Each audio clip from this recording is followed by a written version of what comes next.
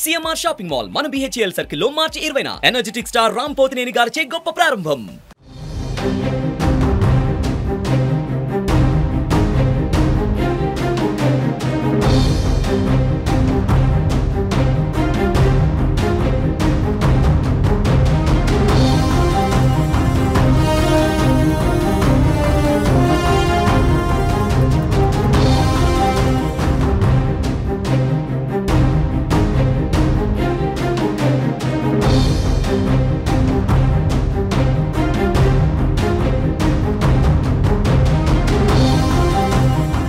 Parliament ఎన్నికల notification వెలువడడంతో ఎన్నికల code అమల్లోకి వచ్చింది. దీంతో రాష్ట్రంలో అర్హులైన పేదలకు రేషన్ కార్డులు పంపిణీ చేసే ప్రక్రియకు మళ్లీ బ్రేక్ పడింది.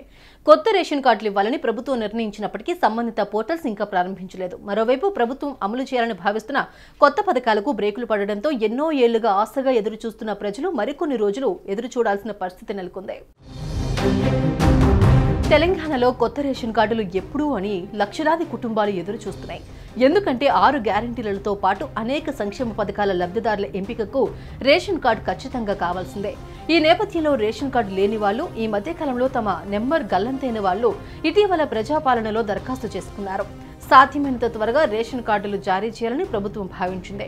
ఎన్నికల కోడ్ రాకముందే కొత్త రేషన్ కార్డులు ఇచ్చే ఆలోచనలో ఉంది కాంగ్రెస్ ప్రభుత్వం. ఈ నెలాఖరు నాటికి కొత్త రేషన్ కార్డుల కోసం వచ్చిన దరఖాస్తులను పరిశీలించి అర్హుల ఎంపిక పూర్తి చేయాలని చూసింది. అయితే ఈలోపే పార్లమెంటు ఎన్నికల నోటిఫికేషన్ వెలువడింది. దీంతో కొత్త రేషన్ కార్డుల జారీ ప్రక్రియకు మళ్లీ బ్రేక్ పడింది. ఎన్నికలైన తర్వాతే కొత్త రేషన్ కార్డులు మళ్లీ ఇవ్వనున్నారు. ఇటీవల ప్రజాపాలనలో మొత్తం 1,25,84,383 అప్లికేషన్స్ వచ్చాయి. వీటిలో 5 గ్యారంటీలకు సంబంధించి 1,05,91,636 దరఖాస్తులు వచ్చాయి. రేషన్ కార్డులు, ధరణి, ఇతర సమస్యలకు సంబంధించి 19,92,747 వచ్చాయి. ఇప్పటికే దరఖాస్తులు సమర్పించలేని వాళ్ళు కొందరున్నారు. ముఖ్యంగా రేషన్ కార్డు కోసం ప్రత్యేకించి దరఖాస్తు చేసుకోని వాళ్ళు ఉన్నట్లు సమాచారం. వీళ్ళు ఎలాంటి ఆందోళన చెందాల్సిన అవసరం లేదని ప్రభుత్వం చెబుతోంది. దరఖాస్తు ఇవ్వాలనుకున్న వాళ్ళు గ్రామంలోని పంచాయతీ కార్యదర్శికి లేదా మండల పరిషత్ కార్యాలయంలో ఇవ్వాలని సీఎం రేవంత్ రెడ్డి ఇప్పటికే సూచించారు. ఈ కార్యక్రమానికి చివరి గడువు అంటూ లేదని, ఇది నిరంతర ప్రక్రియ అని కూడా స్పష్టం చేశారు. సుమన్ టీవీలో మీ పర్సనల్ అండ్ బిజినెస్ ప్రమోషన్స్ కోసం కింది నెంబర్కి కాంటాక్ట్ చేయండి.